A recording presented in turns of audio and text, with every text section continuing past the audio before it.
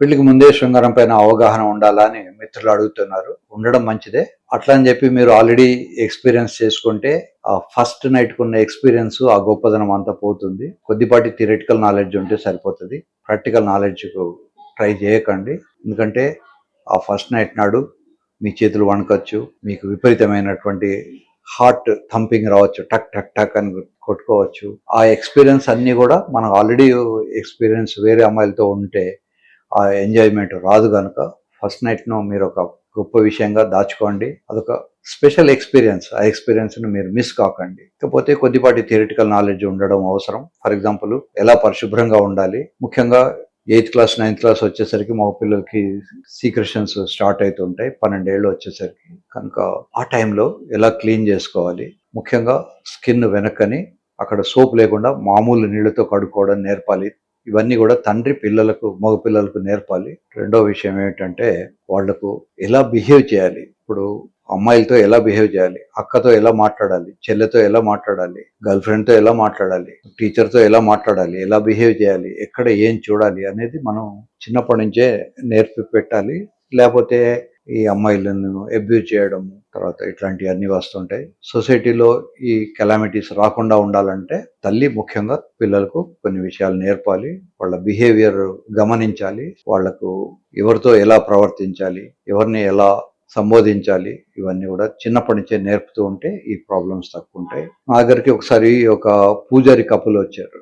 ఆ అమ్మాయి చెప్పింది, మా ఆయన నాతో సంసారం చేయట్లేదు. నేను పిలిచి అబ్బాయిని అడిగాను, బాబు నీకు ఎందుకు సంసారం చేయట్లేదు? సార్ నాకు చిన్నప్పటి నుంచి ఒక దేవత స్త్రీ విగ్రహానికి చీర కట్టడం మా ఫాదరు మా మదర్ వాళ్ళంతా నేర్పారు. సో నాకు ఆ విగ్రహానికి బ్రెస్ట్స్ ఉంటాయి, కొంచెం స్మూత్ థైస్ అవన్నీ ఉన్నాయి. అది నిలువెత్తు విగ్రహము. కానీ దానికి చీర కట్టినప్పుడు నేను ఎన్నడూ ఏమి ఊహించుకోకూడదు అని చిన్నప్పటి నుంచే నాకు నేర్పారు. దాని తర్వాత నాకు మా ఆవిడని చూసినా కూడా నాకు ఏమీ అనిపించట్లేదు. ఆ విగ్రహంలో ఉన్నప్పుడు ఉన్నటువంటి న్యూట్రాలిటీ మెయింటైన్ అవుతోంది. నాకు ఎమోషన్స్ రావట్లేదు. భగవద్గీతలో ఒక చోట ఒక శ్లోకం ఉంటుంది, సంగాత్ సంజాయతే కామహ అని. చుట్టూ ఉండే ఎన్విరాన్మెంట్ బట్టి వాళ్ళకు కోరికలు ఉంటాయి. ఆ కామం కనుక ఫుల్ఫిల్ కాకపోతే కామాత్ భవతి క్రోధ, క్రోధాత్ భవతి సమ్మోహ, సమ్మోహాత్ నాశనం అయిపోతారు అని ఇట్లా కంటిన్యూటీ ఉంది. సో చుట్టూ ఉండే ఎన్విరాన్మెంట్ ఎఫెక్ట్స్ చాలా ఉంటాయి. కనుక మీరు మీ పిల్లలకు ఒక మంచి ఎన్విరాన్మెంట్ క్రియేట్ చేయండి. శృంగారం తప్పు కాదు. శరీరంలో అన్ని భాగాల వల్ల అది కూడా ఒక భాగమే. దానికి అత్యంతమైనటువంటి ఇంపార్టెన్స్ ఇవ్వకండి. అట్లని చెప్పి దాన్ని నెగ్లెక్ట్ కూడా చేయకండి. దానికి మామూలుగా అన్నిటికీ ఇచ్చినట్టు అసలు శృంగారం అంటే ఏంటి, పిల్లలు ఎలా పుడతారు, ఎందుకు పుడతారు, ఎటువంటివి చేసినప్పుడు ఉంటాయి, ఇట్లాంటివి ఉన్నప్పుడు ఈ అన్వాంటెడ్ ప్రెగ్నెన్సీ అనే ఇష్యూయే రాదు. ఒక్కోసారి అమ్మాయిలు ఈ అన్వాంటెడ్ కిట్స్ వేసుకుంటారు. అది వాళ్ళు ఏ వీక్స్ లో వేసుకోవాలనే జ్ఞానం లేకుండా అన్వాంటెడ్ కిట్, ఇది ఒక డాక్టర్ ప్రిస్క్రిప్షన్ లేకుండానే మన దేశంలో మెడికల్ షాపులలో అవైలబుల్ ఉంటుంది. ఆ కిట్ వేసుకొని అబార్షన్లు అయ్యి బాగా బ్లీడింగ్ అయ్యి డెత్స్ రావడము, లేదా లోపల ఆల్రెడీ కొంచెం బేబీ సైజ్ పెద్దగా ఉంటే డైలటేషన్ లేక అది పగిలిపోవడము, యూట్రైన్ రప్చర్ అంటారు, ఇట్లాంటివి జరుగుతుంటాయి. కనుక చాలా జాగ్రత్తగా ఉండండి. కనిపించిన ప్రతి మందును సగం నాలెడ్జ్తో వేసుకోకండి. ఈ మధ్య కాలంలో నేను చదివాను, ఎవడో యూట్యూబ్లో చూసుకొని భార్యకు సిజేరియన్ ఆపరేషన్ చేశాట, భార్య చనిపోయింది.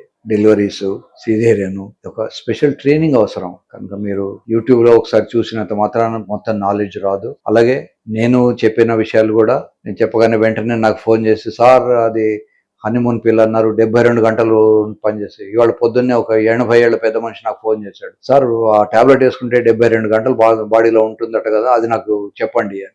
చాక్లెట్ కాదు, ఆ టాబ్లెట్ పేరు టెడాలిస్ ను మనం హనీమూన్ పిల్ అని పిలుస్తాం. అది చాలా గంటలు బాడీలో ఉంటుంది. కానీ ఆ 80 ఏళ్ల వ్యక్తికి ఆ 72 గంటలు శరీరంలో ఉండాల్సిన అవసరం ఏముంది?